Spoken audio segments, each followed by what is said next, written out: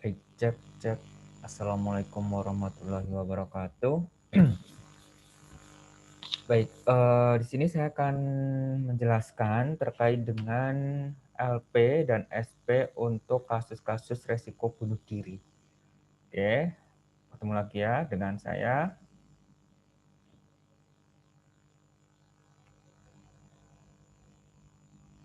Baik, Assalamualaikum warahmatullahi wabarakatuh. Baik, di sini ketemu lagi ya dengan saya Eriono Budi Wijoyo. Di sini saya akan menjelaskan terkait dengan LP, laporan pendahuluan, dan juga SP, strategi pelaksanaan pada kasus risiko bunuh diri atau RBD. Baik, nanti akan saya tampilkan akan saya tampilkan laporan pendahuluan dan juga strategi pelaksanaan contoh yang bisa dilihat atau bisa menjadi rujukan, tapi jangan dijiplak ya di sana untuk pembuatan atau penugasan LP dan SP. Nah, nanti juga akan saya jelaskan bagaimana prosesnya untuk LP dan SP khususnya pada RBD. Baik, tak perlu panjang lebar lagi. Di sini saya akan share screen terkait dengan LP dan SP resiko bunuh diri. Oke, kita tunggu sejenak ya. Ya, saya rasa sudah muncul ya. Baik. Di sini adalah laporan pendahuluan asuhan keperawatan klien dengan risiko bunuh diri. Oke. Nah,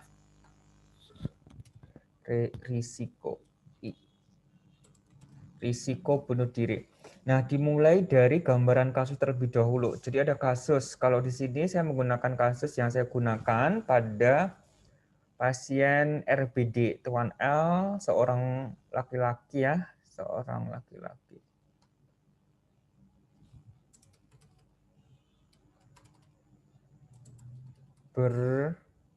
Berusia 22 tahun. Merupakan pasien yang dirawat di RSJ selama 2 kali. Pasien dibawa ke rumah sakit karena mengamuk dan marah-marah. Saat dikaji, perawat pada pertemuan kedua didapatkan klien memiliki ide untuk bunuh diri. Hal ini masih sebatas ide karena tercetuskan kondisi pada saat ayahnya meninggal dan pasien berpikiran tidak dapat melangsungkan kehidupannya. Sehingga pasien memiliki ide untuk bunuh diri. Nah, seperti yang dijelaskan pada asuhan keperawatan di video yang sudah diupload di channel YouTube, dijelaskan bahwa resiko bunuh diri itu bisa jadi dia tidak bisa berdiri sendiri, pasti ada penyebabnya, ya kan? Bisa jadi harga diri rendah kronis atau bisa jadi karena ada halusinasi. Nah, pada pasien ini kemungkinan besar dia mengalami HDR terlebih dahulu atau keputusasaan sehingga dia memiliki ide untuk bunuh diri. Oke, tapi kita akan ambil fokus pada diagnosa risiko bunuh dirinya. Untuk pembuatan LP dimulai dari gambaran kasus, oke. Kemudian dilanjutkan dengan pengertiannya. Pengertian bisa didapatkan dari beberapa sumber. Oke, silakan dilihat dan dicari sumbernya. Kemudian nanti ada tahapan-tahapan dari risiko bunuh diri. Oke, ada isyarat bunuh diri dengan penjelasannya, ancaman bunuh diri atau percobaan bunuh diri. Bisa jadi ada yang menemukan yang lain level bunuh diri itu tidak masalah, silakan dimasukkan saja. Kemudian ada faktor predisposisi seperti yang dijelaskan ya, ada biologis, apa saja pertanyaannya. Kemudian ada psikologis atau sosiokultural, apa saja pertanyaannya, dan juga ada psikologis, apa saja pertanyaannya. Oke. Nah, setelah itu ada faktor presipitasi juga sama, yang membedakan hanya di rentang waktu dan juga pertanyaan yang disampaikan. Oke, jadi nanti di pertemuan selanjutnya atau pada saat praktikum bisa dicoba untuk mengkaji lebih dalam predisposisi dan presipitasi pada pasien-pasien RBD. Oke. Nah, ini biologisnya, presipitasinya, ini sosiokulturalnya. Oke, sosiokultural meliputi usia, jenis kelamin, pendidikan, pekerjaan, pendapatan, status sosial, tinggal dengan siapa, kemudian agama dan keyakinan, dan juga berpolitik ada atau tidak. Nah, selanjutnya adalah psikologis, apakah ada trauma atau ada konsep diri yang berubah dan lain sebagainya, nanti bisa ditanyakan. Di sana kepribadian juga masuk di dalamnya. Nah, ini adalah respon pada pasien dengan RBD atau tanda dan gejalanya. Ini juga sudah dijelaskan di video. Jadi nanti ada pertanyaan-pertanyaan yang diungkapkan, apa yang Ibu rasakan, apa yang Ibu pikirkan, seperti itu. Itu contoh-contohnya. Nanti bisa dilihat di video yang sudah diupload di channel YouTube ya. Ini fisiologis.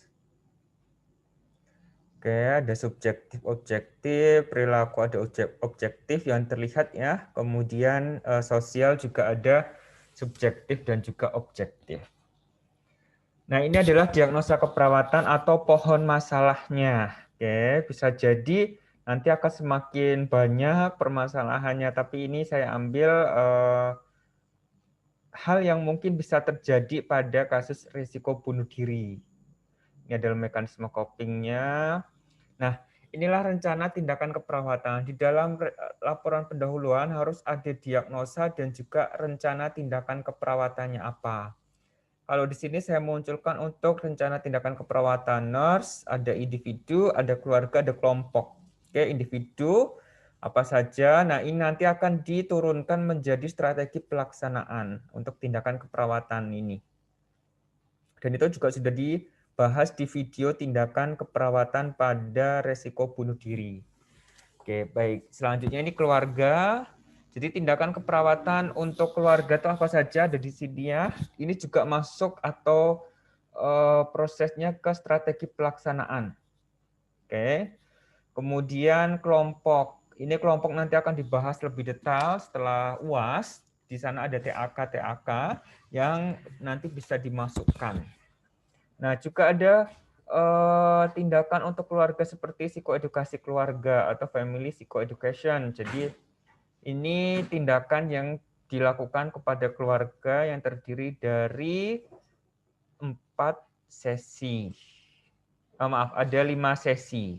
Seperti itu ya. Ada 6 sesi.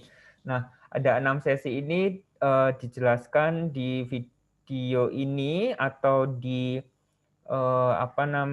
penjelasan laporan pendahuluan, tapi ini tidak begitu kita perdalam untuk psikoedukasi keluarga. Oke, kecuali nanti ada yang melakukan penelitian tentang psikoedukasi keluarga. Baik, selanjutnya setelah kita menuliskan LP, ini ada tindakan kolaborasi ya, jadi misalkan ada obat-obat atau apa bisa dituliskan di sini. Kemudian jangan lupa di dalam LP itu atau laporan pendahuluan tetap dimasukkan daftar pustaka. Karena kan tadi ada definisi dan lain sebagainya. Baik, setelah mahasiswa membuat LP, kemudian akan membuat SP atau strategi pelaksanaan. Nah, pembeda dengan LP, untuk LP silakan diketik, di print seperti itu atau nanti dilampirkan di dalam Google Classroom. Kemudian untuk strategi pelaksanaan itu ditulis tangan seperti pada hal-hal yang sudah kita lakukan sebelumnya. Oke. Nah, ini adalah strategi pelaksanaan tindakan keperawatan nurse pada klien dengan resiko bunuh diri. Oke. Nah, tetap sama, silakan dimasukkan gambaran kasus terlebih dahulu. Oke, gambaran kasus pada klien yang mengalami risiko bunuh diri, kemudian diagnosanya apa. Ya, jadi ada proses keperawatan dengan diagnosanya apa dan tindakannya apa, SP1 sampai dengan SP4 misalnya. Kemudian ada ini adalah SP tindakan strategi pelaksanaan tindakan keperawatan, mulai dari orientasi, salam terapeutik. Selamat pagi Tuhan perkenalkan nama saya Perawat Eri, saya bertugas di ruangan ini, saya dinas pagi dari jam 7 sampai jam 12. Saya infokan bahwa saya perawat yang mendampingi ibu atau yang mendampingi bapak. Nah, sebagai penanggung jawab di sini. Oke, biar dipanggil apa, tanggal lahirnya berapa. Oke, dipanggil apa dan tanggal lahirnya berapa ini untuk menilai kognitifnya atau pikiran pasiennya itu bagus enggak. Gitu. Kalau dia sudah tahu nama lengkapnya, kemudian dia suka dipanggil apa, dan tanggal lahirnya sesuai, berarti bagus. Oke. Tapi kalau memang agak-agak lupa dan lain sebagainya, bisa kita nilai kognitifnya agak buruk, seperti itu ya.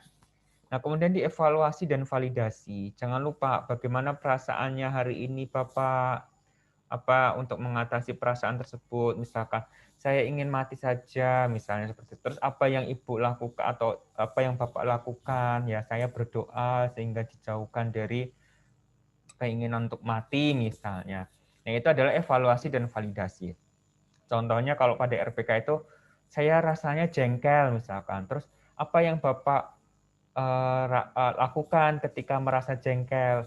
Ya, saya berwudu misalnya. Nah, itu adalah evaluasi dan validasi.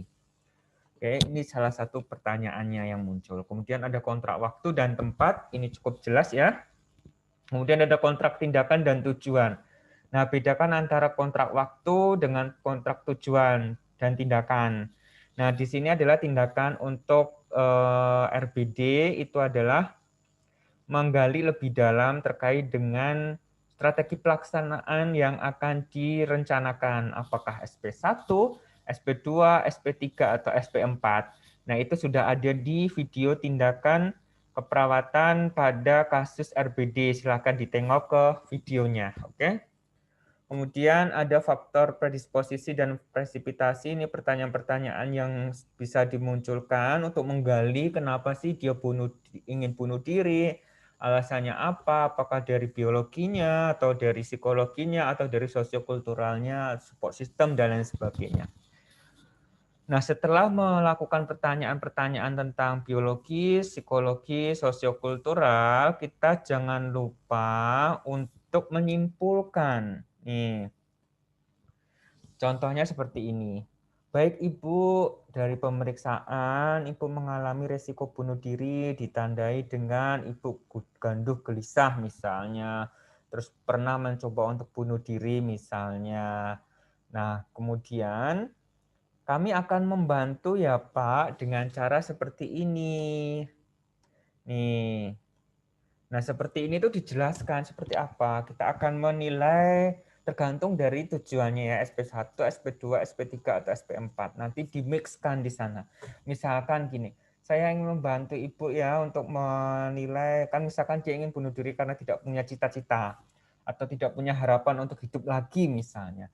Baik ya, kita akan kaji lebih dalam lagi Ibu, tujuan hidup Ibu apa, kemudian kenapa kita harus hidup di dunia dan lain sebagainya. Nanti tergantung dari tujuan pelaksanaan SP1, SP2, SP3, atau SP4.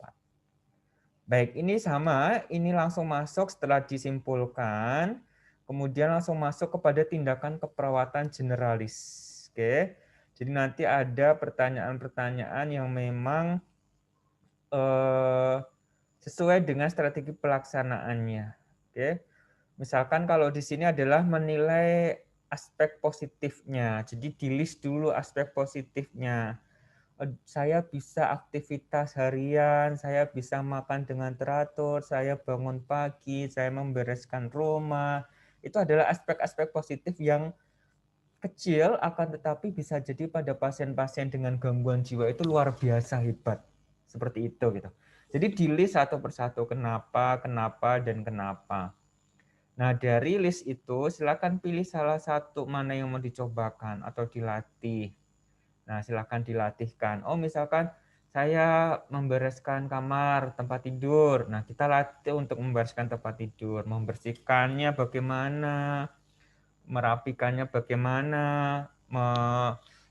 memasang spray bagaimana, seperti itu. Jadi, langsung kita aplikasikan, pilih salah satu. Oke.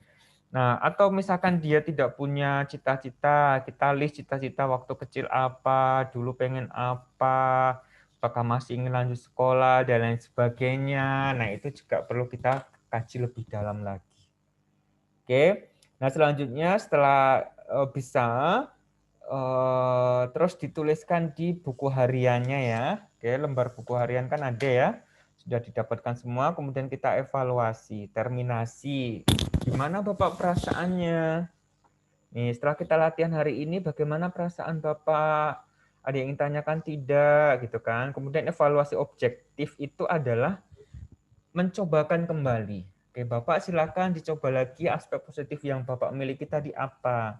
Dia bisa membacakan, saya bisa ini, saya bisa itu, saya bisa melakukan ini, dan lain sebagainya. Oh, bagus sekali ya Bapak. Dan jangan lupa berikan reinforcement positif. Kemudian ada rencana tindak lanjut pasien. Nah, rencana tindak lanjut pasien ini masuk di buku harian. Jadi ada lembar kerja yang dia itu nanti ada jadwal dari bangun pagi sampai dia tidur lagi, kemudian bangun lagi selama 24 jam itu apa saja. Dituliskan di sana. Misalnya saya membereskan tempat tidur. Oh ya, berarti dilakukan pagi ya, 2 kali sehari ya, pagi dan sebelum tidur, atau 3 kali sehari ya, pagi, siang, dan sebelum tidur, misalkan jam sekian. Pagi jam 8, pagi jam 6 misalnya, bangun tidur, dibereskan tempat tidurnya. Siang pada saat tidur siang pukul 2 misalkan dibereskan tempat tidurnya, dan juga malam sebelum tidur harus bereskan tempat tidur juga biar rapi misalnya. Itu dituliskan semua, oke? Pukul berapa dan tindakannya apa. Oke, kemudian dilakukan MBT, mandiri, M kalau dilakukan secara sendiri, B itu bantuan ketika dia dibantu oleh temannya atau perawat, dan T, T itu tidak dilakukan atau total misalnya, dan dia tidak melakukannya. Jadi nanti diingat-ingat di sana. Oke, nah kemudian setelah memiliki rencana tindak lanjut, ini ada RTA untuk perawat, jadi kontrak. Kapan lagi datang, tindakannya apa, jam berapa, dan lain sebagainya ya. Setelah selesai, kemudian baru salam terapeutik. Nah, seperti itu terkait dengan LP dan SP pada RBD. Baik, itu saja yang bisa saya sampaikan untuk video pada penjelasan LP dan SP pada kasus resiko bunuh diri. Silakan subscribe bagi yang belum subscribe, like dan komen. Jangan lupa sebagai presensi juga ya komentar. Silakan cek-cek pada video-video sebelumnya. Oke, saya rasa cukup. Saya akhiri. Wassalamualaikum warahmatullahi wabarakatuh. Sukses untuk semuanya.